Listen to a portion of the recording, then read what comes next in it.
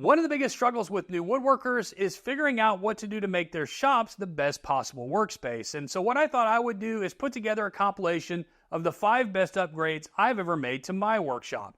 I'll walk you through how I built each one of these upgrades, and I'm also throwing in a separate video on my favorite shop organization tips so that you can make the best use of them.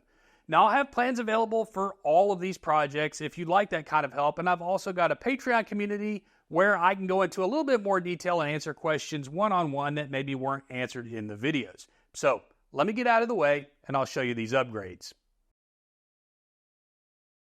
In this video, I'm going to build this awesome drill charging station with storage. Not only will it hold all my drills, chargers, and batteries, but it'll also hold my sandpaper, fasteners, and my most used tools. This was an easy one-day build, and I will have plans available in the link down in the description. So if you'd like to increase the storage in your shop, let's build it.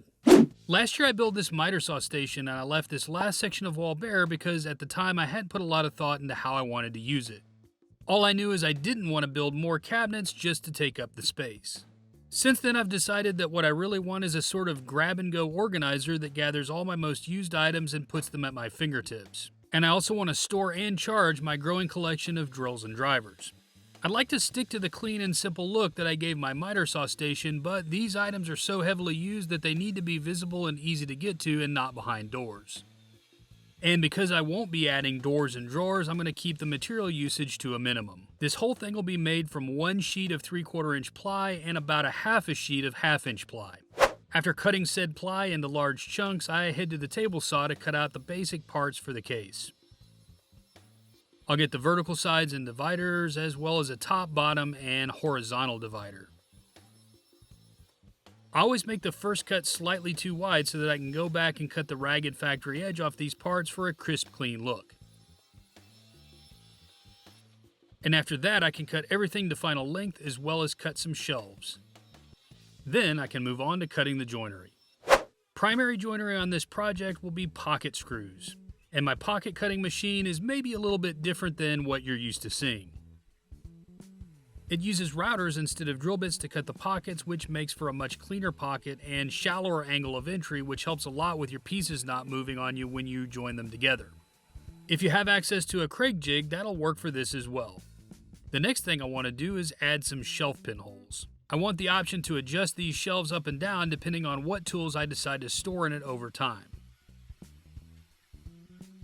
My new favorite way to make these is with the LR32 system from Festool. A router bit leaves a much cleaner hole than a drill, and this system is so easy to use, just click and move along this indexed rail for perfectly spaced holes. A Craig shelf pin jig is another budget option that I've used for years, but the holes it produces just aren't as clean. And with that out of the way, the last bit of cutting that I need to do is make rabbets into the back of the sides to house the back panel. This is an easy process at the table saw, and it starts with using setup blocks to get the blade height and distance from the fence just right. Setup blocks are simple to use and come in sets with loads of different sizes. I make the first cut to establish the bottom of the rabbet, which is the exact thickness of the back panel. Then I nudge the fence closer to the blade and make the next cut. You can do this operation with a router or with a dado stack in the table saw, but I only need 2 rabbets, so I'm not going to bother setting that up. I keep this process up until the fence just kisses the blade. I can remove that last little bit of material, and now I have a nice clean rabbet along the back. For the front edge of this thing, I'm going to apply some iron-on edge banding. I definitely think since this is a shop cabinet and it will take some abuse over time, adding hardwood edge banding here would be a good way to go. But I'm crunched for time and I just want to get this project done so that I can start using it. The iron-on stuff is easy to apply and the adhesive hardens in just a couple of minutes as opposed to gluing on hardwood and waiting a couple hours for that to dry. I want to keep moving, and finally it's time to assemble. First, I build the basic box by attaching the top and bottom to the sides using pocket screws. No glue, just screws, but I'm going to use clamps here to keep everything nice and tight as I make these joints. Even though these castle pocket holes are way better when it comes to the joints not moving on you, this is a pretty large box and it's just nice to have a helping hand keep everything from falling over. Also notice I'm assembling it face down so that the rabbets that I cut in the back are sticking up and don't accidentally get covered. Next, I'm going to drill a power access hole into the bottom of the case using the world's dullest Forstner bit. I also have a scrap of ply underneath to prevent blowout on the other side of the hole. Then it's time to add the back panel. I'm going with 1/2-inch ply for the back to make this thing nice and sturdy. It's going to be holding a lot of weight, so I want the back to be as heavy duty as possible. It just slides right into the rabbets that I cut. I'm going to pre-drill and countersink the holes using this countersink drill bit because why not do two things at one time? Then I start popping in screws all around the back. With the basic carcass together, I can turn it over and build out the inside. The bottom of this cabinet is going to be a drill charging station, so I add some shallow spacers and fasten the horizontal divider into place with pocket screws. I can then flip the cabinet up and screw those spacers into place because they're going to get used for the false wall that I add later. Then I need to add the 3 vertical dividers, and these can really be placed wherever. I know I want to keep my sandpaper on the left side, so I use my 2 different size sanding discs to find the location of the first divider. I then cut 2 spacers from a scrap of MDF to hold everything in place while I mark for my screw placements and drill my holes and add screws. To screw this together from the bottom side, I need to use a right angle attachment on my drill because this space is so small. These right angle drill attachments are so handy when you need to get into tight spaces. This one is specifically for the Festool drill, but all the major brands make them. I did the same process for the other 2 dividers, making sure everything was nice and square, and then I held those in place with clamps while I added the screws. Now everything is assembled and it's time to get this thing on the wall. As luck would have it, 2 Festool sustainers and a couple of shims create the perfect platform to get this thing in place and level. Which is nice because now I'm free to drill my pilot holes without having to hold the cabinet up with one hand. Since this is a concrete block wall, I'm using Tapcons to fasten it. If you're adding this to a normal framed wall, just locate the studs in the wall and attach using standard cabinet screws. If you want to know more details about attaching to block walls like this, I have a whole video explaining the process that you can watch after this video. And because this is a 50-inch wide cabinet, I'm going to use a total of 6 screws to safely attach it to the wall. And now these sustainers can go back to taking up space in the back of the shop. All right, now that I've got this big beast up on the wall, it's time to load it up and see what I can fit in here. All right, so the first thing I want to do is add a power source. Having this power strip tucked into the back is going to keep all the charger wires from hanging down below.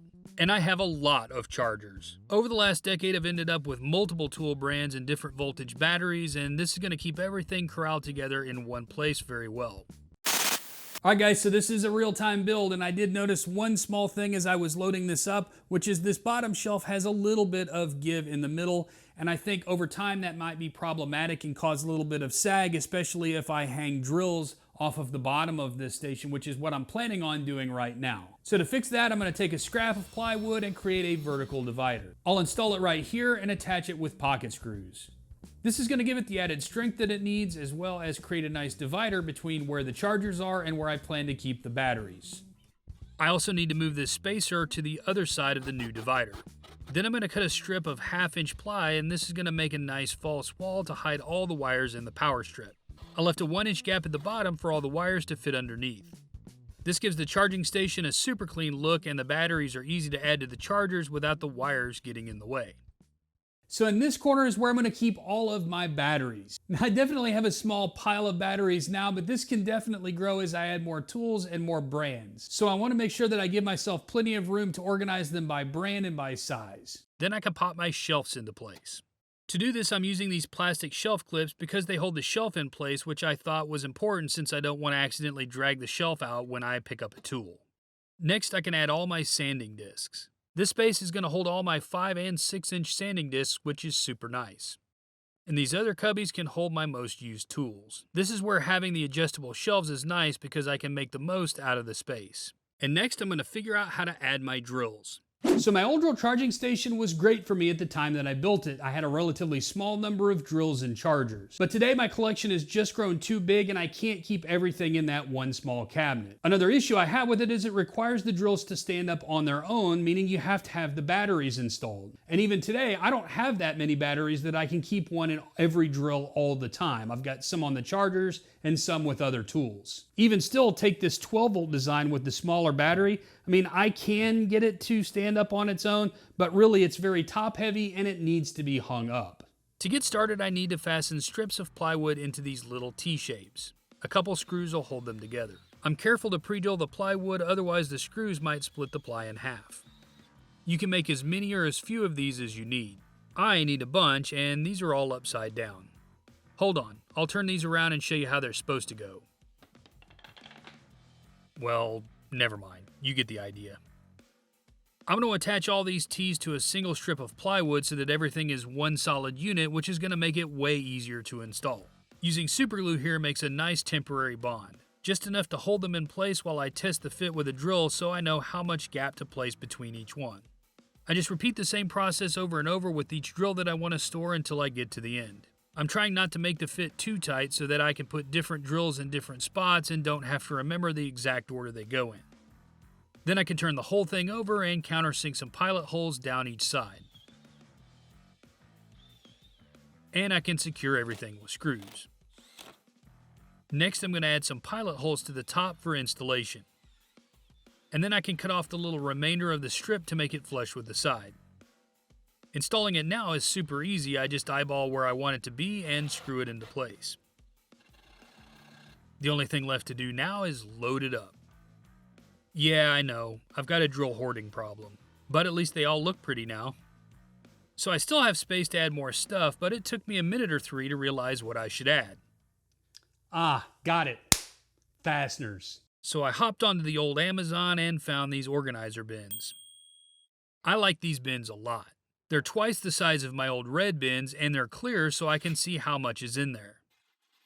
And as you can see, I've already changed my mind about the layout, and now these fastener bins are going to go on the right side for some visual balance. I did have to relocate the vertical divider so that these would fit snugly, but it's well worth it for 27 new organized bins.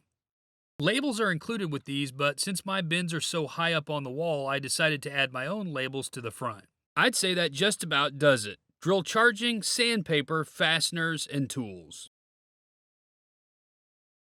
If you've been following my channel, you know that I've been building lots and lots of cabinets, and it's all been leading up to this moment. In this video, I'm going to show you how I took all those cabinets and built this awesome miter saw station.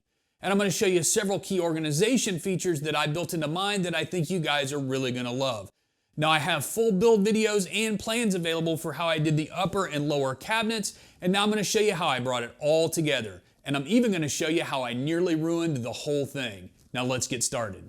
So before I can install my cabinets, I need to clear this wall. Just pardon me, this will only take a couple seconds.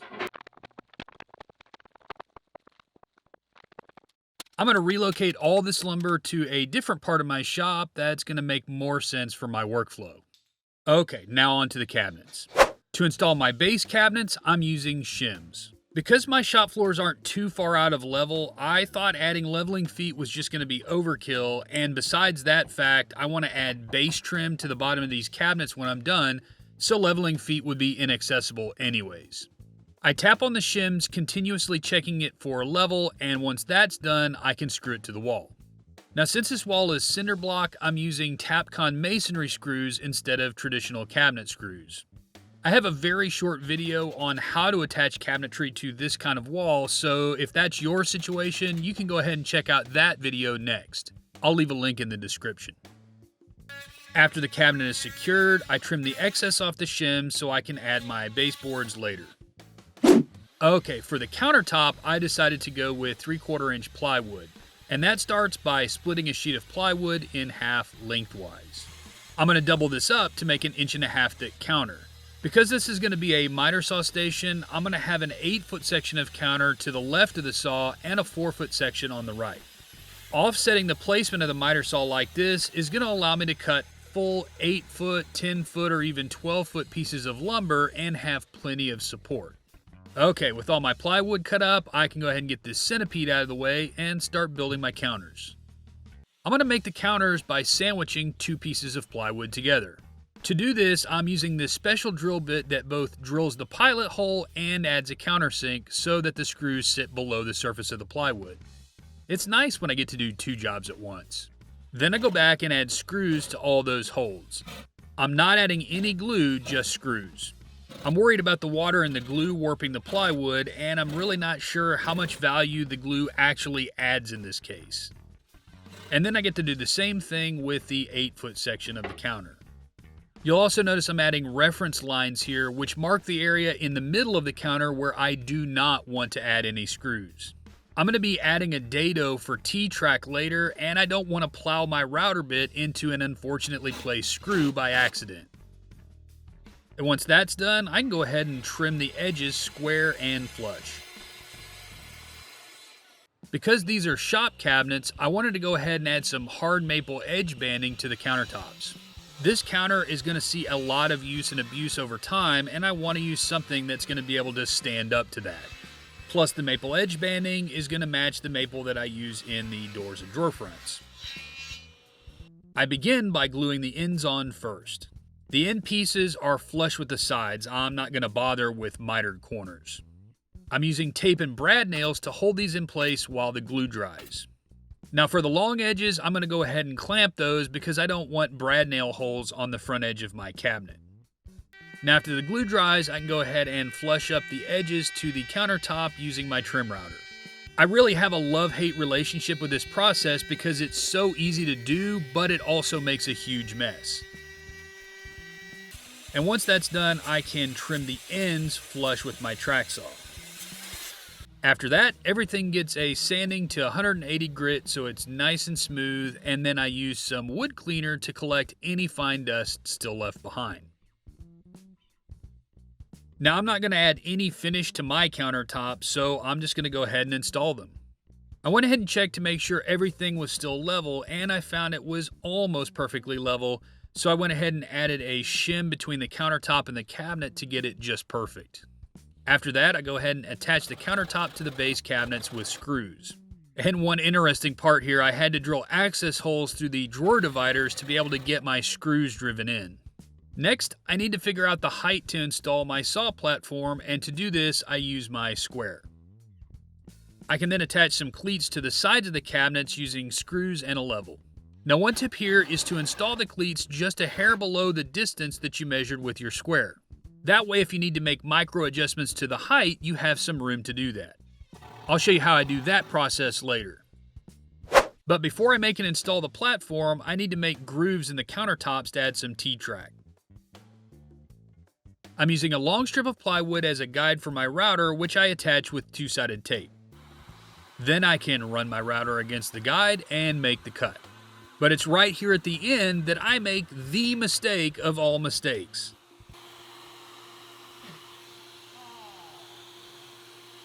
Yep, I forgot to raise the bit before I set the router down, and I made a huge gouge in my brand new countertop. So frustrating. But no worries, in the end it's all good. This is a work surface anyways, it's going to get beat up, so I just get to look at this every time I use the miter saw station as a reminder to never do it again. And you better believe that I was extra careful making the groove in the next counter. After that cut's done, I clean up all the sawdust and I can install my T-track. These just install with a few small screws. Okay, back to making the platform for the saw. The platform is made the same way as the countertops are made, just two pieces of plywood screwed together with edge banding added to match. On the back side of the platform, I went ahead and cut out a notch to allow for a vacuum hose and a power cord. I did this with my jigsaw and I used a square as a straight edge. I then cut out the majority of the waste with the jigsaw and sanded the curves smooth. Now I can just slide it into place and attach it with screws. Okay, now I can add my new saw and line it up so that the fence of the saw is just in front of the T-tracks. To micro adjust the height, I go ahead and use a straight edge with some playing cards to find out how much I need to raise the saw to be at the same height as the counter. Once I find the right number of playing cards, I can place those playing cards under the feet of the saw before I attach the saw to the platform. Pretty nifty trick, right? Now because I already installed the lower cabinets, getting the upper cabinets installed was easy to do by myself. I made a spacer platform thingy out of plywood which allowed me to position the cabinets right where I wanted them. I have a whole video on how to hang cabinets on cinder block walls like this, so I'll just give you the quickie version here. But first, a quick check for level just to make sure everything is still level. Okay, first I drill some pilot holes in the wood where I want my screws to go. This is using just a regular drill and drill bit. Then I grab my hammer drill with a masonry bit and I drill a pilot hole into the concrete using the pilot hole in the wood as a guide. And just like the base cabinets, I'm grabbing some Tapcon screws for this job. And I'm also adding a washer for extra hold. I install those screws using my driver. One tip here is to be careful and don't overdrive these, because if you strip out the hole, you'll have to find either a bigger screw or start over with a new hole. So if you just stop driving when you see the cabinet suck up flush to the wall, you'll be okay. Now once those screws are in place, I can move my platform thingy over to the other side and repeat that process. I then clean all the concrete dust out of my cabinets. You really don't want to breathe that nasty stuff in. Then I can just install my shelves and put the doors back on. Another tip, if you're taking your doors on and off cabinets, remove them from the door side of the hinge. That way you ensure when they go back on, they're going to be in the exact position they were in when you took them off. And just like that, my uppers are up. To make the miter saw station truly functional, I need to add some adhesive measuring tape to both the right side and the left side of the saw. I'm placing my measuring tape on the back side of the T-track. And the last little detail to address is to add a stop block for the T-track. To do this, I glued 2 pieces of 5/8 inch Baltic birch that I had left over from making my drawers. 3/4 inch plywood would be okay to use here too. After that's dry, I trim everything to length and width. I'm making 2 of these stops, 1 for each side of the miter saw. Next, I cut a notch in the middle to hold a hardwood runner that'll slide in the T-track. To install the runners, I just add some glue and tap them into place. A clamp will hold everything in place while they dry. The next step is to drill a 1/4 inch hole in the center of the runner. That hole will be used to hold a T-bolt, but first I need to mark the edges of that bolt. I then cut up my lines using a handsaw. I can then pop that out cleanly with a chisel. Now I have a nice recess for the T-bolt. The T-bolt slides in the T-track, and when this thing clamps down, it's not going anywhere. And that runner riding in the T-tracks means that this thing will never wander off square. It's rock solid. Eventually I'm going to go back and make a flip stop version, but I'll save that for later. Now that the miter saw station is built, I need to focus on optimizing all this new storage. To start, I wanted to add some pull-out trays. Now these are basically shallow drawers, so I go ahead and get my measurements from my existing drawers first. Now for the bottom of these trays, I'm going to use 3/4 inch plywood, which is going to make them able to hold a lot of weight in case I want to store heavier things on them. I then cut some very shallow sides, which are just going to be high enough to keep everything contained but still easy to access.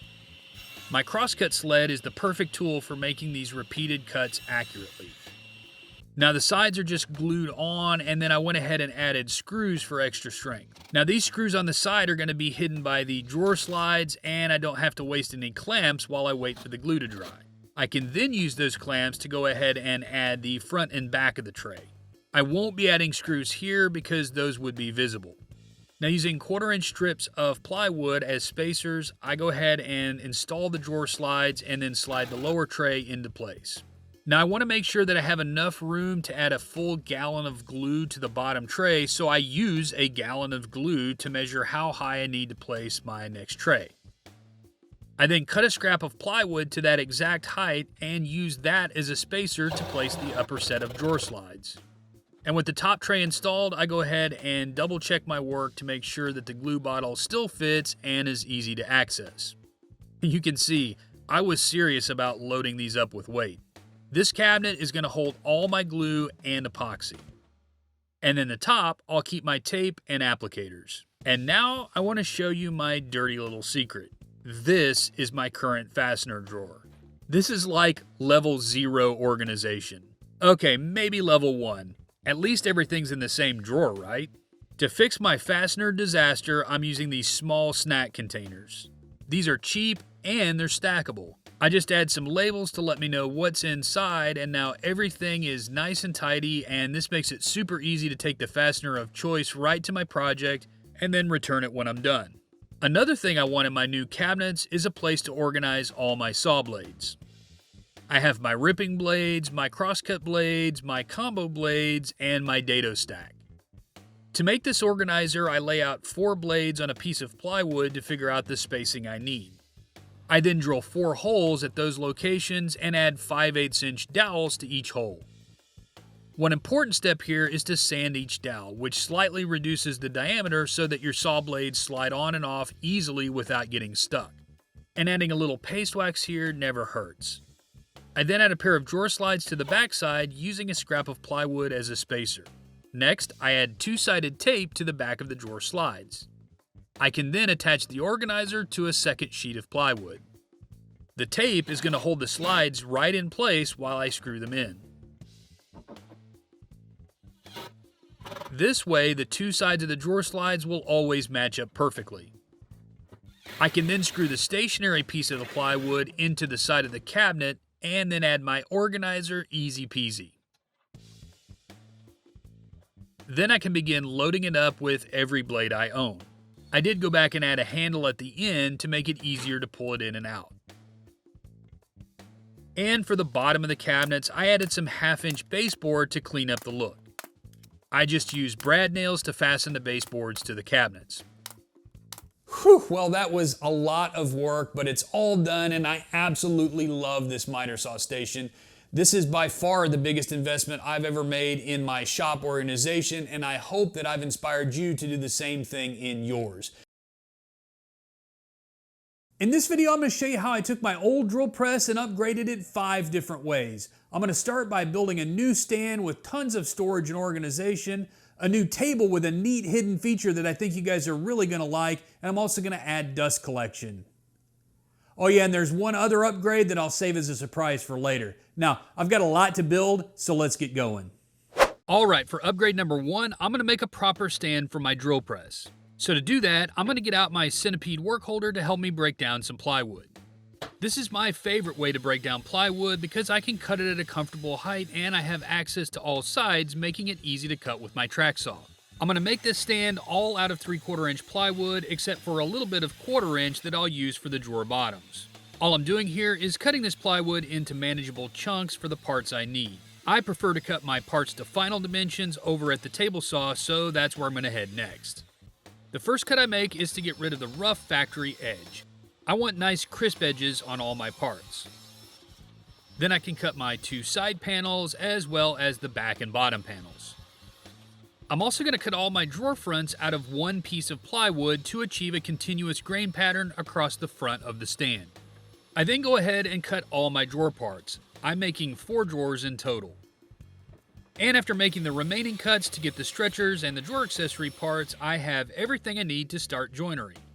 First, I'm going to cut a rabbet along the back edge of each side piece, and that's going to be used to fit the back panel. To do this, I'm going to use my setup blocks to set the height of the blade as well as the distance from the fence. These little guys are so handy. You just grab the size you need and go. After making the first cut in both sides, I tap the fence slightly towards the blade and repeat the cuts. And I'm going to keep repeating this process until the blade just kisses the fence. There you have it, 2 rabbets, nice and clean. The only other cuts that I have to make at the table saw are to cut grooves on the bottom side of the drawer parts, and that's going to be used to hold the drawer bottoms. And once I dial in the perfect fit for this 1/4 inch plywood, I can run through all the other parts in no time.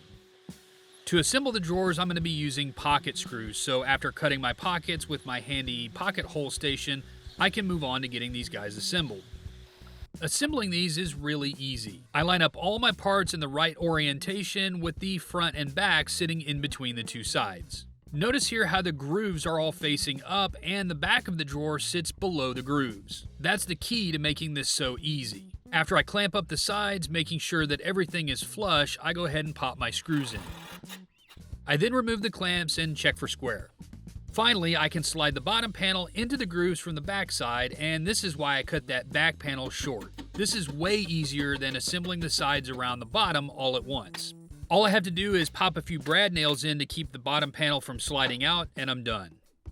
Now to assemble the stand, I begin by attaching the bottom panel to the side panels using pocket screws. I have screws going in all different directions, including the front, which, if you're still awake and paying attention, is a mistake. I actually don't need pocket holes along that edge. It's a good thing that this is the bottom of the stand. Next, I can do a dry fit of the back panel just to make sure everything lines up well before adding glue to the rabbets and clamping the back in place. Pocket screws then get added for extra strength since this stand is going to be holding a pretty heavy drill press on top of it. The last thing I need to add to the carcass are the stretchers, so I go ahead and flip the stand onto its top and then slide the stretchers into place before clamping them there. Then I can rotate the carcass and attach them with pocket screws. And with that, the carcass is complete. Now I just need to wait for the glue to dry. Once the glue is dry, I can add these small blocks to the bottom to hold the casters. I just screw them into place before screwing the casters to the blocks. The drawer slides get installed on the drawers, and then installed in the stand by using spacers to make sure that both sides are lined up perfectly at the top. Then I cut that spacer down until it lines up with the location of my next set of slides. I continue this process until I have all 4 sets of slides installed and I can slide my drawers into their new home. To make a top for this stand, I just fasten 2 pieces of plywood together with screws and then trim the edges flush. I cut some 3/4 inch hard maple, which is going to serve for the edge banding, which will also match the other cabinets in my shop. After gluing on the edge banding and waiting for it to dry, I can go ahead and attach the top to the stand with screws through the stretchers. For the drawer fronts, I added iron-on edge banding to give it a finished look. This is a totally optional step for shop furniture in my opinion, but if I'm going to be looking at this every day, I want it to look clean and also match the rest of the shop, so I'm going to add edge banding. Alright, to drill the holes for the drawer pulls, I have this super handy jig from True Position that makes drilling repeated consistent holes fast and easy. To install the drawer fronts, my favorite trick is to use 2-sided tape to attach a scrap of plywood to the bottom to act as a positive reference for aligning the first drawer front. I can just drop my drawer front right on that little ledge I created and line it up for this boss level trick I'm about to show you. To install the drawer fronts, I'm going to drive 2 screws through those holes that I made for the drawer pull. This will attach the drawer front to the drawer temporarily while I screw it in place from the inside of the cabinet. Then I can just pop those front screws out and drill all the way through to the drawer. Now I can just install my drawer hardware and boom, first drawer done. And for my final trick, the trifecta of drawer front installation hacks, I use an 1/8 inch strip of maple as a spacer to create a nice even gap between my drawer fronts. Then I just work my way up the stand, employing all my tricks until I get them all installed, and bam, this stand is complete. Well, almost complete. I still need to add some efficient storage solutions to these drawers. And that's going to be upgrade number 2. I have 2 different ideas in mind here, and to get started, I'm going to install a couple of spacers in the top 2 drawers. Next, I take a small scrap of 1/4 inch ply and glue some sides onto it using CA glue and activator.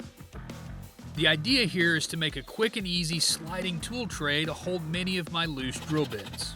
I don't think this is entirely needed, but I did reinforce the tray with screws from the bottom. I guess better to over-engineer it and not need it than to skip this step and risk all my bits falling out when the tray falls apart. These trays are going to keep all my loose bits and my most used items easily at hand while still allowing plenty of storage inside the drawer for other items. So the more that I've worked on shop organization, the more I've started to focus on the elimination of steps in certain operations. And I think I've got a really good example to illustrate this. For instance, take this case of Forstner bits. If I wanted to use these, I've got to take it out of this drawer, over to the bench, open it up, search for the bit I want, because of course none of them are ever in the right space that they're supposed to be in, and take it back to the drill press to use. And hopefully I'm only doing that once. If I need to use more than one Forstner bit, I've got to repeat that process. But I think I have a solution that allows me to open the drawer, clearly see the Forstner bit that I want, grab it and go, and then put it right back where it belongs. To begin, I cut a small scrap of 3/4 inch plywood to fit the inside of one of the drawers. Next, I make a layout of all my Forstner bits that I printed out on a piece of paper. I attach that layout to the plywood, and now I can use each bit to drill its own pocket. That way, every pocket is perfectly fit with the bit that goes in it. Once all the holes are drilled, I can remove the remainder of the template and move on to adding the final touch, which is adding the size of the drill bit next to each pocket for easy identification when looking down on it from above. Then I can go ahead and load it up with all my bits and set it in its new home. That's it for the stand. Now let's move on to making a new drill press table. To create the drill press table, I start by cutting 2 pieces of 3/4 inch ply and laminating them together with glue. I get clamps on wherever I can reach, and in the middle I use screws countersunk from the bottom to apply clamping pressure there, and these are going to just be removed later once the glue is dry. And once that glue is dry, I head over to the joiner to make one edge flat so I can use it as a reference. Then back to the table saw where I put that edge against the fence and cut the opposite side parallel to it. I then use my crosscut sled to trim and square up the other 2 sides. Now is a good time to go ahead and label the front and back edge of this table as reference for what's coming next. I then begin laying out the various features like T-track slots and clearance for the drill press post.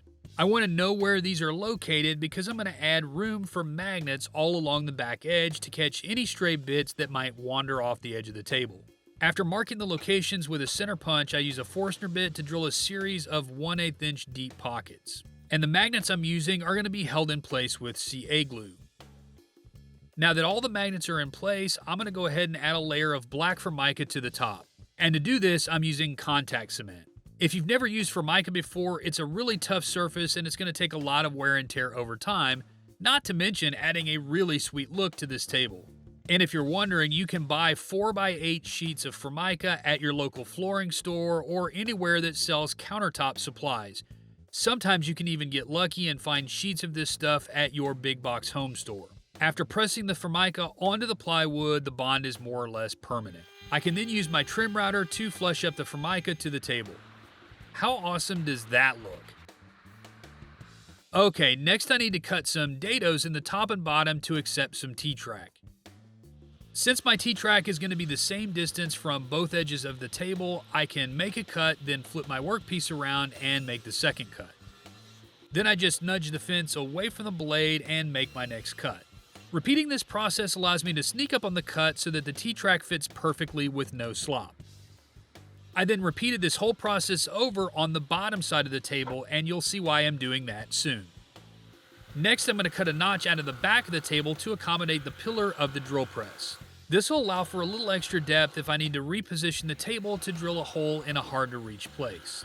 I started this process by using my jigsaw, but I quickly noticed that the upward cut of the blade was chipping out the Formica in a pretty bad way. To finish this process, I went over to the bandsaw, which has a downward cutting motion. This resulted in a much better experience, and I had a lot more control over the finer cuts as well. And I finished this up by sanding the curve smooth back to the reference lines.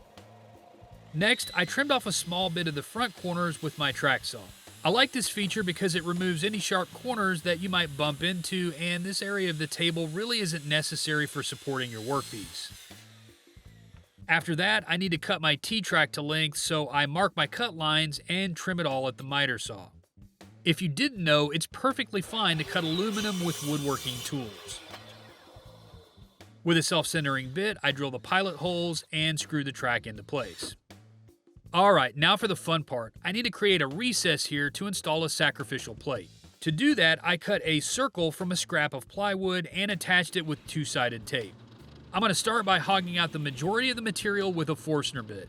I needed to move over to a hand drill for the last bit because my drill press couldn't reach it.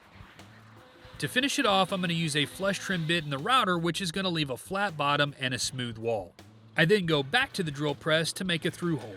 This is going to allow me to pop the sacrificial plate out from underneath when it gets all chewed up. For the sacrificial plates, I put a small chamfer on both sides, and this is just going to allow them to easily fall into that recess that I made on the table. It also makes it easier to spin by reducing the friction, and spinning this is going to allow me to use all parts of the sacrificial plate before I throw it away. One final touch is to chamfer all the edges and reinstall the T-track. To install the new table, I just add T-bolts to those tracks that I added on the underside of the table and then align those to the slots on the stock table of the drill press. A couple fender washers and some wing nuts are going to keep everything firmly in place. So for the fence on this table, I went with an aluminum extrusion from a company called Masumi. Now they've got lots of different aluminum profiles that you can purchase, but this one seemed to be perfect for my application. And it's considerably cheaper than if you were to go buy an aluminum fence from a woodworking supplier. This 600mm piece cost me about $12. It's got tracks in it so that you can attach stop blocks to it, and I can also use it in the upright position like this for more support, or lay it on its side and use it as a really low profile fence so that the handles of the drill press don't bump into it. To make the fence work, all I need to do is drill some holes for the T-bolts. I'm adding these holes on the wide face of the fence as well so that I can use this fence in both directions. Then I can add the fence and this thing is ready to rock. And you can see here how those magnets that I put in the back do a great job of holding stray bits and keep them from rolling off the table. I can also use the bottom tracks to store my stop blocks and hold downs. So one of the things that can happen on a really big project is that you end up using the same few drill bits over and over and over again for different operations. And you don't want to put those drill bits away and then have to get them back out on the same project. That's just a waste of time. So it'd be really nice to have a caddy right here where I could keep all the bits that I'm using on a project right here at eye level so I can swap them out, put them in the tool, use them, and then put them back.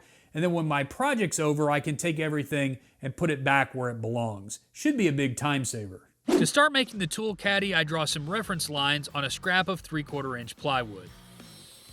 I then use the table saw to cut the main body free from the collar. The bandsaw makes quick work of removing the waste here, and a belt sander smooths everything out. Next, I add through holes to the collar and a set of matching holes to the caddy. I then drill 2 more holes which are going to be used to house these barrel nuts. Now I can thread a furniture bolt into the barrel nut to test the alignment. And a quick test confirms that this whole thing is going to work the way that I wanted it to. For the caddy itself, I'm going to just make a series of 1/4 inch, 3/8 inch, and 1/2 inch holes, which give me a wide variety of options for storing any of my bits on the caddy. And on the far side of the caddy, I'm going to bore some holes from the underside, which are going to be used to house some more magnets. Now I can add a quick chamfer to all sides and install the caddy in its new home. Now I've got room to hold lots of drill bits at once, and I even drilled a through hole to hold my chuck key. And the magnets that I added are actually strong enough to hold this large plug cutter bit up on its end. Another thing I wanted to address is dust collection. Now that's a sore subject when it comes to drill presses because it's very hard to get good dust collection here. So I think I found a solution that was really easy to build and it's also pretty effective, and I can get it out of the way easily when I don't want it. To make the dust collection attachment, I start with a small scrap of ply. I find the center and then drill a through hole, which is going to be used to hold a small length of dowel that I'm just going to glue in place. Then I'm going to add a Velcro tie down by attaching it using a pan head screw. And then I bore a corresponding hole in the drill press table. The dust collection attachment is going to fit in that hole, and the tie down wraps around my dust collection hose to hold it in place. If I need to adjust the position of the hose, I just loosen the strap and move the hose. Alright, let's test this out by drilling some holes. Using the Forstner bit, it gets a pretty good amount of the chips. And when I use a twist bit, it pretty much gets all of it. Well, it looks like this solution really sucks. Well, that's a wrap. 5 upgrades that I was able to make to my old drill press. Now, I really appreciate having this new stand with all of the storage and organization that it has in it, but I really, really love this new table. I think this is the biggest feature for me in terms of making the drill press as useful as possible. But I'd really like to know what you guys think. Make sure to leave a comment below about which feature was your favorite and which one you'd want to add to your own drill press. Hey everybody, today is so exciting because I just finished up an epic shop project. That's exciting news. For years I've needed a proper outfeed and assembly table, and this one is packed with features. It's got a ton of storage for organizing small and large tools, aluminum rails for work holding, and on top of that a huge work area with an MFT style dog hole grid. Okay, there's a lot of work to do, so let's get going. So to get started on this new assembly table, I'm going to cut the parts that make up the frame. And the wood I'm going to use for this is hard maple. I chose that because all the shop cabinets and stands I've built in the last couple of years are all maple, so this will match that look nicely. I like using maple for all my shop projects because it's a very dense, heavy wood that's easy to obtain in my area and relatively cheap compared to other hardwoods. It'll give the assembly table a lot of mass and also take a good beating from day-to-day work. After I chop all these boards down to rough length at the miter saw, I've got one fat stack of boards that need to be milled flat and square. So I send everything across the joiner to get one face totally flat before I put that face against the fence and square up one edge. Then I can run them through the planer to get a nice flat surface on the other face. I love sticking rough lumber into the planer and watching it come out the other side nice and clean. It's so magical. Next, I head over to the table saw to cut everything to rough width using the square edge that I made at the joiner. But more importantly, look at how I'm playing it cool and pretending that I didn't notice that I forgot to turn on the dust collection. There's just nothing like a good dusting of man glitter to make you feel like a real woodworker. Okay, with all my parts milled up, it's time to glue up some leg blanks. I'm using 2 pieces of 8/4 maple sandwiched together to make one leg blank. This will give me enough material to mill the legs down to a final dimension of 3.5 inches square. I like just using my built-in glue spreader here because I'm lazy and I don't want to walk all the way over to get a silicone brush out of the drawer. That's like 5 steps away. I'm also gluing multiple pairs of legs together to save on clamps. Just make sure you don't accidentally glue them together into one mega leg. And while those glue ups are drying, I need to cut all my other frame parts to final length, and I like to gang similar pieces together. This helps in making the final assembly square because it guarantees that all the corresponding sides are exactly the same length. And once those leg blanks come out of the clamps, I run them back across the joiner on 2 sides to clean up those joints and get 2 flat square sides. Then back through the planer to get the other 2 sides flat and square as well. Look at those nice, crisp, clean legs. Looking so good. But after all that milling I've been doing, my dust collector was alerting me that it was time to empty the drum. Look at all that lumber just reduced to termite food. But that's the price you pay to get good, clean, straight lumber. Alright, now that we're all depressed, let's get happy again and cut these legs to final length.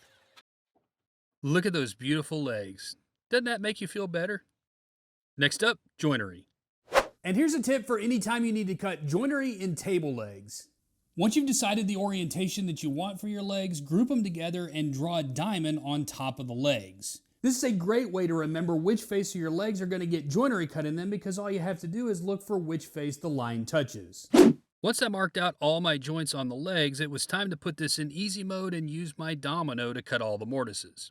You definitely don't have to have a domino for this. You could use a drill and doweling jig, or you could cut traditional mortise and tenons, which will both be just as good but take way longer to cut. If you could only afford to buy one tool from Festool, the domino should be it. In my opinion, there's no better combination of speed and accuracy for joinery. I also need to cut mortises in the ends of all the other frame parts, which is easy too, just point and shoot. The only legs that don't get dominoes are the middle support legs. Those are going to be added later, and I need to cut some big notches in them to support the long stretchers. To do this, I put my dado stack in the table saw and hogged out all that material. Again, you don't need a dado stack. You could do this with a regular ripping blade on a table saw, but you'll be cutting these notches one blade width at a time, so just refer back to my previous ramblings about using tools to save time. Okay, enough of all that. It's finally time to bang this thing together, so I start by adding some glue and tapping in dominoes. This is my favorite part of assembly because everything just fits together so easily without additional tools other than a small persuader and some clamps. I decided the best way to tackle this was to assemble the long sides first, which would be the front and back sides. I'm putting this together all by myself, so gluing the whole frame all in one shot was just not likely to end well. To get these clamped up, I had to break out my extra long pipe clamps. This is where pipe clamps really save my bacon because it would be expensive if not impossible to find parallel or F-style clamps of this size. One thing about pipe clamps, though, is that they can exert a lot of force quickly, enough that I can easily bend this stretcher. So if this happens to you, just back off the clamping pressure until you see both the pipe and the board straighten out again. That'll be plenty of force to hold the joints together. Okay, fast forward, and both the long sides are out of the clamps. But before I continue building, this is a great time to install leveling feet. Any type of outfeed table should have these because you never want to try to build it exactly to the height of your table saw. And unless you have dead flat floors, there's always going to be one side slightly higher than the other. All that headache can be avoided by just making your table about a ½ inch short and adding nice beefy leveling feet. I just countersink a tiny bit to allow for this plate to sit flush, and then I can drill down into the leg. Then I can just screw this thingy to the leg and make sure to drill pilot holes first. Then the feet just screw in, and now this table is going to be fully adjustable to get it to just the right height. Okay, now I need to add a bunch of dominoes to all these mortises. I don't know why, but tapping in dominoes is one of the most satisfying feelings. And now I'm realizing I'm going to have to take this thing to the floor before I can add the sides and stretchers. And these just slide right over those dominoes and into place. Sometimes you got to tap it a little bit. And I make sure to add some support under the middle to make pressing these stretchers on a little bit easier. Okay, now comes the most stressful part of the whole build. Somehow I need to make these 20 dominoes line up perfectly with the 20 mortises before all this glue begins to dry. Once I got this side lined up, I worked on the other end, and slowly but surely, every domino fell into place. Get it? Dominoes? Falling into place? Never mind. Even without clamps, this thing is rigid enough to flip it upright. And that's when my plan almost hit a major snag. My longest parallel clamps are 50 inches, and I've got plenty of those on hand. But this frame is 52 inches wide. Right before I began cursing my lack of forethought, I discovered that by luck I could squeeze a couple more inches out of these clamps and they just fit, and I was able to apply clamping force. Crisis averted. I get everything clamped up, and surprisingly, everything is pretty square. But let's say in your case that it's not. What would you do? If you suspect that it's not, just take a tape measure and measure it from corner to corner and see if it's the same distance than the other corners. If one direction is a little longer than the other one, apply a light amount of clamping pressure to those corners and then check it again until both diagonal measurements are the same. So, while that glue up is drying, I can move on to cutting the cabinet parts. For the cabinet sides and bottom, I'm using 3/4 inch pre-finished maple ply, the same thing that I build all my other shop cabinets from. First, I like to rip off the ragged factory edge and make them nice and crispy. Once that's done, I can cut everything to final dimensions. Okay, now I'm going to attach these center support legs, and these are going to prevent the middle of the table from sagging over time, as well as provide a nice visual divider between the two banks of drawers. So installing these legs is pretty simple, really. I just need to find the exact center of the apron and lower stretchers and mark that position. Then I can mark the exact center of the legs. After that, I just add some glue to these notches and line up the marks on the legs with the marks on the table. Then I'll just add a couple clamps before doing the same thing on the back side. Now with those legs installed, I can begin installing the cabinets. I start by countersinking some holes into the side panels with this cool countersink drill bit, and then I can clamp the panels into place. Then, with cat-like nimbleness, I maneuver my way into the center of the table. I have a couple of friends that call me Whiskers. And that's where I'll just screw these panels into place. And now to maneuver to the other side for more fun with contortion. And with all the side panels in place, I can go take some ibuprofen and work on installing the back panels. These are pretty easy, but I did need to cut a notch in the top to make way for the center support to run through it. You'll see what I mean in a minute. This notch is easy enough to cut with a jigsaw, and a drill bit can make a nice little relief to quickly remove the center and clean up the bottom of the notch. And now you can see how it slides over that center support, so I can screw it into the side panels. And down at the bottom, I added some small plywood cleats, and this is going to give me a place to drop in the bottom of the cabinets. Because these cabinets will be filled with drawers, a bottom panel is kind of unnecessary. However, it will keep the cabinets free of dust, cobwebs, and any kind of critter who might try to make their home in here. This also gives you the flexibility that if you don't want all those drawers but would rather have shelves and doors, you can still use this cabinet for storage. Okay, so behind the cabinets, I'm going to add more cleats. This time the cleats are full length because I plan on storing a bunch of items like air compressors and jigs back here, and so these bottoms need to be able to hold that weight. Now that that's done, I need to fill these cabinets with drawers. I like making my drawers out of 5/8 inch Baltic birch ply. It has a clean look, and 5/8 of an inch is the perfect size even for larger drawers. I'm going to go ahead and make it easy on myself and make all these drawers the same size because past me knew that future me would want this part of the project done quickly, so I just set the distance on my fence and cut all my parts. And then I cut a groove down all the sides to capture the drawer bottoms. This is easily done with a single saw blade. You just sneak up on the cut until the drawer bottom fits just like this. Now, for all of you who may be thinking that I'm some kind of elitist woodworker who only uses Festool, you can think again, because I love using pocket holes to build all my drawers.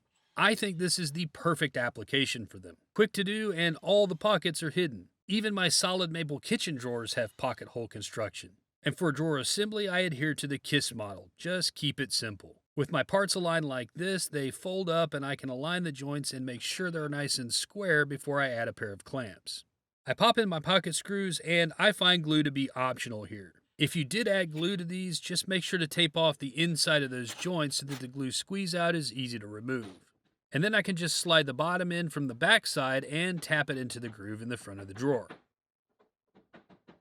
I like adding screws here, especially for shop drawers, because they're going to end up holding a good amount of weight.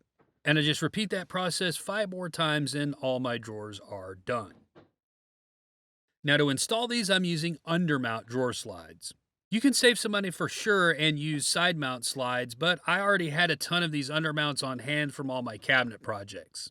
In my opinion though, if you build drawers using this method that I showed you, then installing undermount slides is a breeze and there's so much more adjustability. Don't worry, I won't bore you with any more talk about drawer slides, but I do have a video explaining my dead simple process for installing them that I'll leave a link to in the description below. And in the meantime, I'll wow and amaze you with this crudely edited animation.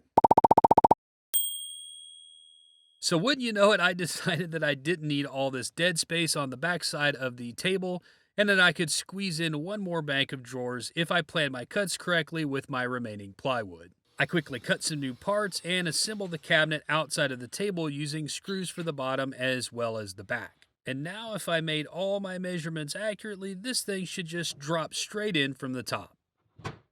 Bam! I secured it with a few screws from the inside and whipped up 3 more small drawers.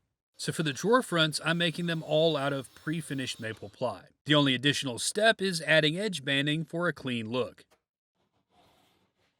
All right, so with the new bench basically done, it's getting really tight in here and I need to get it into position, which means I need to get rid of the old bench. So I'm gonna need a minute to say goodbye to my old bench.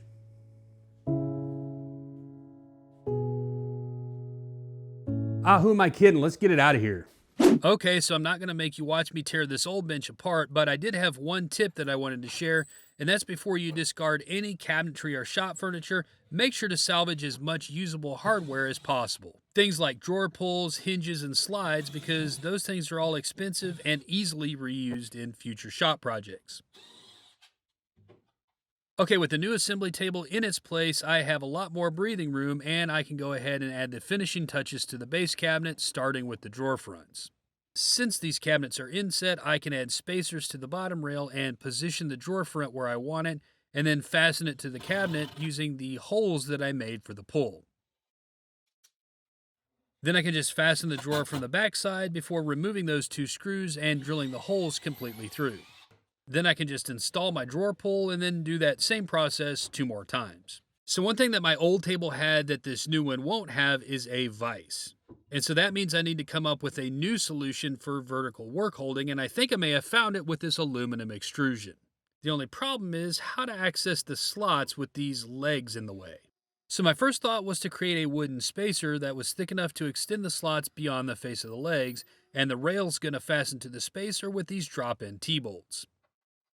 I just used my old friend 2-sided tape to secure the spacer while I drilled the pilot holes into the apron. Then, with the T-bolts in the rails, I slid the bolts through the holes and fastened them with washers and nuts on the back side. So now I can access these slots with my Festool clamps, and even my microjig dovetail clamps will fit, which makes me super pumped. I was so happy that I went ahead and added a second rail to the end of the table. And the final little bit of detail to add to the base was to cover the exposed plywood edges with a piece of trim. This is nothing fancy, it's just glued in place and clamped with painter's tape. Okay, so with the base finished, I can focus on the top, which I'm making out of MDF. I don't want anything complicated like a torsion box, and I don't think it needs to be real thick because I have all those thick supports built into the frame of the table. But to really make the top pop, I'm going to laminate it with this sheet of black Formica. Formica is used every day to make kitchen countertops, and it's pretty durable and wear resistant. Wood glue won't stick to it, and with it being black, stains and other blemishes are going to be harder to see. You can get this stuff in lots of different places. I like to get mine from my local plywood dealer, but you can also order it online through your local Lowe's or Home Depot and have it shipped to the store or even directly to you in a roll. It's easy to cut with this special scoring tool that kind of looks like a sawtooth welded to the end of a hook knife. And once you score it, it snaps pretty easily right on the score line. And if you're brave enough, you can even cut it on your table saw, which I don't really recommend. It's kind of like trying to cut a giant flour tortilla on your table saw. So the go-to method for laminating Formica is contact cement. The good news is that contact cement is really simple to use. You can just roll or brush it on, and within 15 minutes, it's tacky to the touch. The bad news is this stuff has a powerful noxious odor, and you really need to use it in a well-ventilated space until it fully cures. You can't see it, but behind the camera, my garage door is wide open so that these fumes can escape. Once both sides are dry to the touch, I can just place some spacers between the two surfaces and line the laminate up carefully. Then, working from the middle, I remove one spacer at a time, pressing the Formica down. Contact cement forms a powerful bond, so you want to go slowly. And once I have all the spacers out, I use this special roller to press the Formica into place and drive out any air pockets that might compromise the bond. And then you can use a trim router literally to do the job that the tool was designed for and flush trim this laminate to the edge of the MDF. And just like that, I've got a nice Darth Vader looking top. So I'm making my top in 2 halves, and I'm doing that for a reason. I have one more feature in mind that I want to add to the top. A while back, I asked my viewers what kind of work holding they liked on their work tables, and the clear majority said dog holes were preferred. And I have to say, I'm in the same camp. I have an MFT workstation that's in the front of the shop, and I love being able to use bench dogs and fences and clamps in the same system, so I want to replicate that on one half of my new assembly table. To create the MFT style grid of holes, there are several options like the UJK Parf Guide system, or there are other YouTubers who've developed accurate ways of doing this job. But I have a faster and easier way, which is a CNC. And this is the perfect job for it. After designing up the hole pattern in my design software, I let the CNC do the precision cutting. I will, though, link to that Parf Guide system below, and I'll also link some videos that explain how to use it and create an MFT style top. And of course, you could skip the holes altogether and just install T-tracks, or go blank slate and have a fresh, clean worktop. And then to protect the edges, I'm trimming it out with some maple edge banding. I could have easily added this edge banding before I laminated the top had I had just 1 ounce of forethought. Oh well, still looks good though. To secure the top to the base, I drilled some pocket holes along the perimeter. This way, if I need to replace either half of the table, it's just as simple as unscrewing it, and I don't have to deal with replacing the entire top if I don't need to. And since this is an outfeed table, the last little detail I need to add is to route 2 slots to match up with the miter slots on the table saw. To do this, I'm just using a router with a 1-inch rabbiting bit. I used a strip of wood that's secured with 2-sided tape to be my guide, and I took it in a couple passes just to be safe. Now my miter gauge or crosscut slit can slide without running into the edge of the outfeed table. And just like that, this thing is ready to go to work. Is your shop disorganized? Well, besides the obvious effects on your OCD, did you know this is probably costing you time and money? Well, in this video, I'm gonna share 10 storage tips. You're on 10 on your guitar. Where can you go from there? Where? Wait, what's wrong with 10? Put it up to 11. 11, exactly. All right, we're cranking it up to 11 storage tips to help you get more organized in the shop. Organizing your shop can be overwhelming. I mean, where do you even begin? I have no idea. But after a decade of building my own shop up from a 2-car garage to a dedicated workspace, I've developed a few good rules that I follow that have helped me out a lot. And all of these things you can take and apply to your situation right now, wherever you perform work, whether that's in your workshop, your office, or even your kitchen. So to get started, I want to talk about 3 basic rules that I think are the fundamentals of good organization, and you should work on these things first. Rule number 1 is everything in your shop needs its own home. Without this rule in place, stuff can begin floating around the shop from surface to surface, ultimately ending up in the darkest recesses of your shop. You're probably already starting to relate to this rule when you know that it hasn't been in place. I mean, how often have you been in the middle of working on a project and you spend more time walking around your shop looking for a tool than the amount of time you spend actually using the tool on the project? Yes, preach! I've even found myself in the extreme circumstance of knowing that I owned something already, but I just couldn't find it, and I ended up having to go out and purchase it all over again just to get my project done. But just by sticking to this first rule, you're gonna start to set yourself up for success and start shaving off those time-wasting and money-wasting events. Rule number 2 is organizing like items together in one place. That means putting fasteners with other fasteners, putting all of your glue in one spot, putting all of your router items in one place, and in this case, putting everything related to drilling in one cart. Keeping everything of a certain type or that performs a similar task in one place is always a good idea. This way you always know where something should be. And I like that the drill press is a good visual key for me when I'm working. So if I'm wondering, hey, where are my drill bits? Where are my countersinks? Where are my Forster bits? Well, just look for the drill press and that's where the drilling tools are. And rule number 3 is store your items close to where you use them the most. Let me show you an illustration of what that looks like in my shop. This area of my shop is primarily where I do assembly. And if you look around the perimeter, you can see all types of things related to that. On this wall, I've got my clamps. Over here in this cabinet is where I keep all of my glue and epoxy and other adhesives. And in this cabinet is where I keep all of my fasteners, screws, dominoes, you name it. So I know if I'm in the middle of an assembly, I'm not very many steps away from anything that I might need to get that done. And that can really save you, especially in the middle of a very complex glue up where there's not a lot of time to decide and react what to do next. You don't want to be wasting time walking around looking for tools. Now here's a perfect example of hitting the trifecta of all 3 of those things that I just talked about. This cabinet is where I keep all of the glue and adhesives in my shop.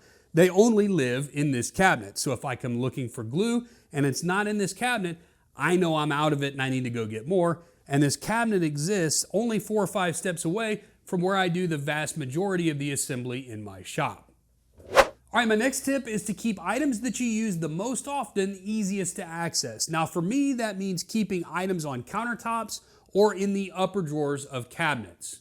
One of the ways I accomplished this was to put a collection of my most used fasteners in these pull-out cubbies on my miter saw station. And because they're labeled, it's easy to see what's in there and I can just grab a bin and take it right to my project. And when I'm done, I can put the bin back in its place. I also reserve these upper cabinets for items like marking and measuring tools, as well as drivers and bits. And another good example of this rule is my tool wall. This is where I keep all of my squares. It's easy to see what I have, grab the one that I need and use it in my project, and then return it right back to its home.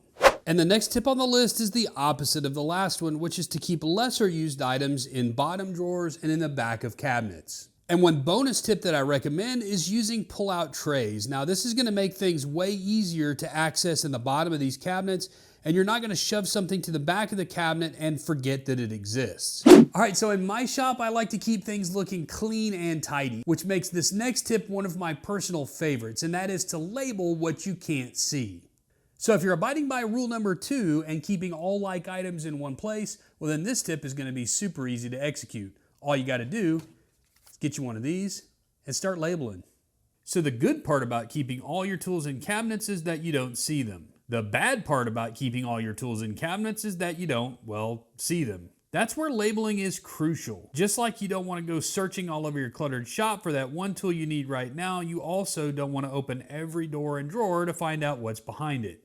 You can get these labels in white, but I actually like the clear ones because it lets the grain of the wood show through and it blends in more naturally while still being able to read the label. All right, if you want to get really good at not wasting time and money in the shop, you've got to have a good strategy for dealing with small parts, especially fasteners. So one of the best finds that I ever made for my shop are these small plastic containers that allow me to organize the nuts and bolts that you see here. And there are a load of reasons why I like this particular container, starting with its size. I don't know what force of nature or natural law makes this exact size container always work out for the number of nuts and bolts that I need to store in it, but it just does. It seems to be the perfect size container for, at least for my shop.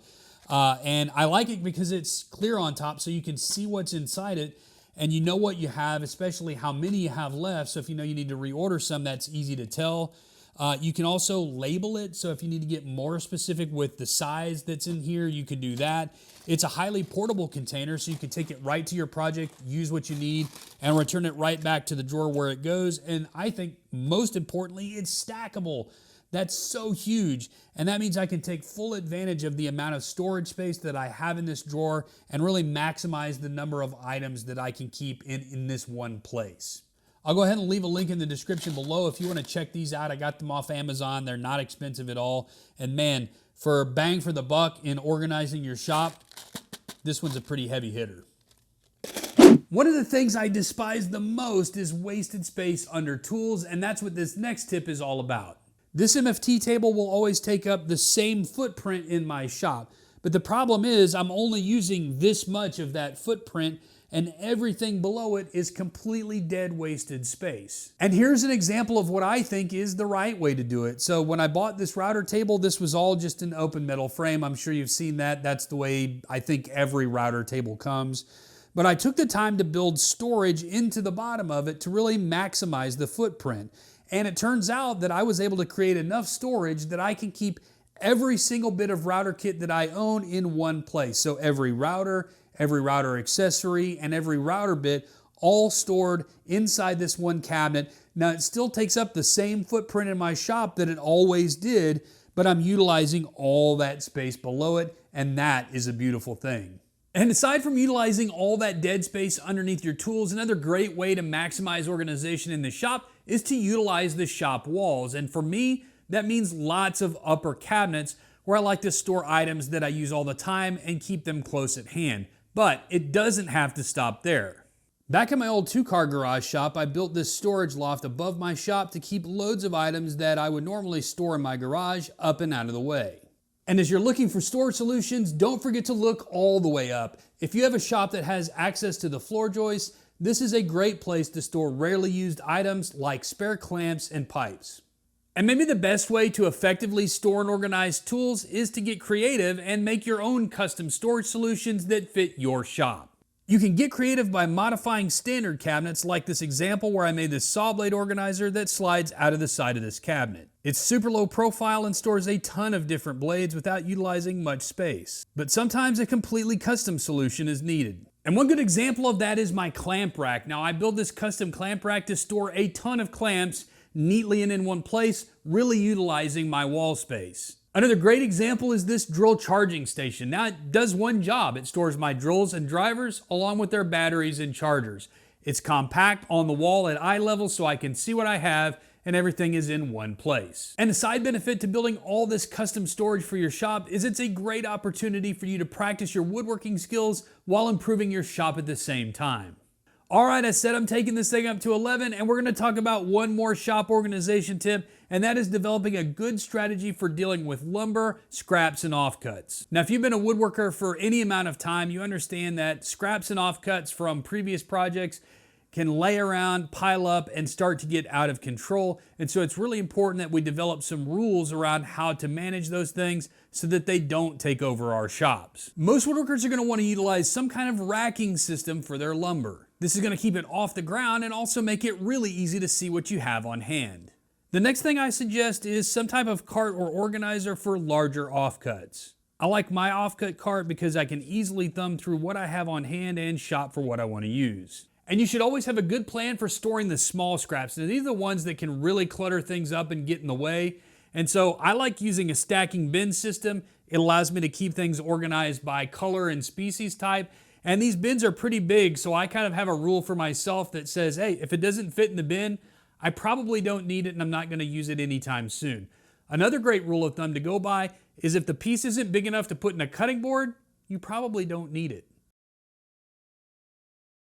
In this video, I'm going to build this amazing shop vac cart. But I took what I learned from my old shop vac cart and added some new technology and created a version that's even better. So let's get to building. So after using my old shop vac cart for a couple of years, I've realized some things. Mostly that I hate power cords. I'm constantly having to manage where the cord is as I'm trying to clean up the shop, which is annoying and inefficient. And also I realized that I'm using this cyclone separator, so I don't need this huge 14-gallon vacuum because the majority of the debris just gets collected in the bucket. This 6-gallon cordless vacuum from Milwaukee changes both of those things. I've been using this vacuum for a couple of months and I've been really impressed with its ability to pick up dust and debris around the shop, as well as the battery life and how long I can use this vacuum before I've got to recharge it. So I began thinking, can I build a new cart around this vacuum, eliminate the things that I didn't like about the old one, and add some new features that would make this one even better? Let's find out. So to get started, I'm going to cut my parts out of this scrap plywood. Typically when I start a project, I'm setting out my centipede work holder and cutting a full sheet of plywood. But for this project, I just happen to have these larger chunks left over from a previous project that I get to use to make this cart. If that's not the case for you, this project takes just over half a sheet of 3/4 inch plywood. And even if you don't have this particular model vacuum, this cart should work with any smaller size shop vac. For this cart, I wanted to keep it as minimal as possible and make the footprint as small as I could. I decided to go with a basic box design with 2 sides, a top and a bottom, and some stretchers to keep it from racking. All of this can be cut pretty easily at the table saw, and one thing I make sure to do is to rip off the factory edge to make all my edges clean and crisp. There are 8 pieces to the basic cart, and once all those are cut to final length and width, I can focus on the top of the cart. Another thing I wanted to change about my old cart was where the bucket was located. In this new design, I wanted to sink the bucket into the cart by cutting a hole in the top. And so to figure out how big the hole needed to be, I just did some good old-fashioned trial and error, using my router and a trammel until I got a hole that was just the right size so that the bucket slipped through and rested on the edge like this. Once I got the fit right, I had a nice template that I could use to lay out the hole on the cart top. All right, so now I've got a little bit of a problem to solve. I've got this circle and I need to work out where the center of that circle is so that I can drop on my router trammel and cut this out. And the quickest way to do that is to just use a square. All right, so to do this, I'm gonna take my square and I'm gonna put the point of the square right on the edge of the circle. And I'm gonna draw 2 lines where the edge of the square meets the edge of the circle on this side. And then do the same thing on this side. Then what I'm going to do is I'm going to pick another point on the circle, and I like to just pick this point that I just made here. So again, point touching the edge of the circle, and make another line here, and another line there. All right, so now I'm going to take my straight edge here, line up these 2 points, line up these 2 points, just like this. And that is the center of your circle. To cut this out, I'm going to use my trim router with a plunge base and a trammel attached. Since I want to keep the outside of the circle and not the inside piece, this is one of the only options that I have. After locating the center, I use a 1/4 inch drill bit to make a place for my pivot pin to go. I then attach some scrap MDF to the bottom using 2-sided tape. This is going to elevate the workpiece so that my router bit doesn't cut into my bench. Then I clamp everything down securely and drill the center hole down into the scrap.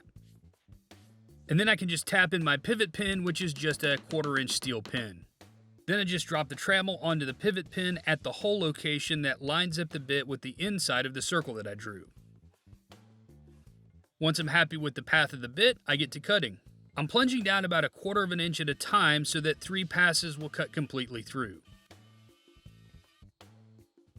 The main thing here is just to take it slow so that the cut that I'm making is clean. And after a quick vacuum, I've got a brand new hole. Man, that didn't sound right. After a quick test fit to ensure that I didn't screw up my measurements, it's time to assemble the cart. Assembling this cart is going to be really easy. I decided to go with simple joinery here because this is just a shop project. Pocket screws would have been too visible on the outside of the cart, and dominoes just seemed like overkill, so I opted for countersunk screws. I'm not trying to win a beauty contest here, I'm just trying to get this thing assembled. And it also gives me an excuse to use my favorite countersink drill bit. I love this thing. Now that I have the basic box together, I'm going to add some stretchers to the top and bottom. These are here just to keep the cart from racking and to keep the vacuum from falling out of the cart. These just get screwed in from the sides as well. And after that, I can just slap some 3-inch casters on this bad boy and I've got myself a cart. Now I can just drop my vacuum in and then drop the bucket in to make sure that the two fit well with no interference. Alright, with the basic cart complete, it's time to add some accessories. One thing my old cart didn't have was a hose reel, and so to add one of those, I cut a curve into a small piece of ply and sanded it smooth. This is going to add to the overall width of the cart, but it's going to be worth it in the end to have a place to hang the hose. And this just goes together with screws also. I laid out where I wanted it to go, and then I used two-sided tape to attach it to the cart so that I could screw it on from the inside. While I'm at it, I also want to add a couple more holes to the top so that I can drop in some vacuum accessories. I bored these holes with a Forstner bit, and when you drill with a Forstner bit, make sure to back up the cut on the underside because these bits will cause major tear out when they break through. A small scrap of ply and strong two-sided tape will do the job. I'll leave links to the tape that I use the most along with the other tools in this video down in the description below. You can see here that I made the cart a little wider than my vacuum so that I could fit the wand down the back of the cart. And I can use this other hole for brush attachments. Now the only thing left to do is to connect the cyclone to the vacuum. To make the connection, I need to use this hose to go from the vac to the top of the cyclone. And to keep it in place, I made this bracket that's going to hold the hose so it doesn't flop around. Depending on the diameter of your vacuum inlet and hose, you may need to use some adapters to make everything fit, and these adapters are available from Oneida as well. The other end of the hose slides into the top of the cyclone with a nice friction fit. All I have to do now is attach the vacuum hose using another rubber hose collar, and I can finally try out my new system. Like I said earlier, this vacuum delivers some good power given its size. You can see how much the hose and cyclone flex when I put my hand over the end of the hose. So if I stopped right here, this system would work great, but there is one more upgrade that I'd like to make based on something I did with my old shop vac cart. So I really like the use of 2-inch PVC to connect the vacuum to the cyclone. But it was a bit cumbersome to deal with because when it came to emptying the bucket, I didn't have a place to set the cyclone or the lid, and the pipe would often fall over. This time around, I have a solve for that. After cutting some PVC to length, I began by connecting it to the vacuum inlet adapter using this rubber hose cuff. From there, I ran it into the bracket on the front of the cart and I cemented a connector there before continuing on to the top of the cyclone and making a connection there. Now, when I want to empty this bucket, all I have to do is pop the top and swivel it out of the way. Everything hangs neatly while I dump the contents, and when I return, everything pops back into place. Mind blown. Okay, so with everything assembled, it's time to take her out for her maiden voyage around the shop. As I said before, I'm really impressed with the abilities of this vacuum to suck up dust and debris around the shop. And with the 12 amp hour battery, it'll run for 30 to 45 minutes depending on the power setting that I choose, and that's plenty of run time for any task that I'm going to do around the shop. The cart also has a lower center of gravity, so even if I pull it around the shop by the hose, it follows me well and it doesn't tip over. And the new Cyclone picks up that dust and debris no problem. So far, I haven't found anything that my old vac cart could do that this new one couldn't handle. All right, so let's see what made it into the bucket. We've got some leaves, a Paw Patrol Band-Aid, a washer, a Cheerio. Oh, nah, save that for later.